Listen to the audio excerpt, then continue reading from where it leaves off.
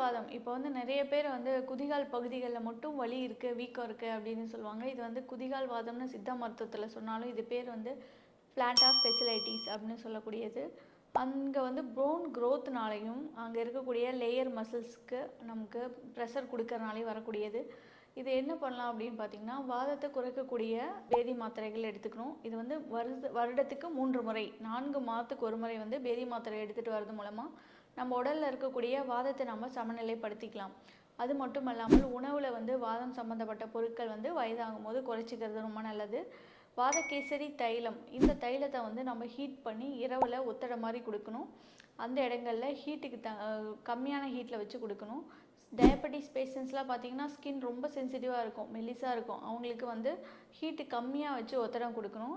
Heat வந்து அவங்களோட ஸ்கின்னுக்கு எவ்வளோ வந்து ஹீட்டு தாங்குதோ அந்தளவுக்கு ஒத்தடம் கொடுக்கலாம். அதே போல் ரஃப்பாக இருக்கக்கூடிய செருப்புகள்லாம் யூஸ் பண்ணக்கூடாது. மாய்ஸ்சரைசிங் இருக்கக்கூடிய ஆயிலாவது நம்ம டெய்லியும் வந்து அப்ளை பண்ணிட்டு வரது மூலமாக இந்த ஸ்கின் ட்ரைனஸும் தடுத்துக்கலாம். இந்த வாதம் சம்மந்தப்பட்ட நோய்கள் இருக்கும் போது அதுக்கான உணவுகள், மருந்துகள் இதெல்லாம் ப்ராப்பராக எடுத்துகிட்டு வரும்போதும் இதை சரி பண்ணிக்கலாம்.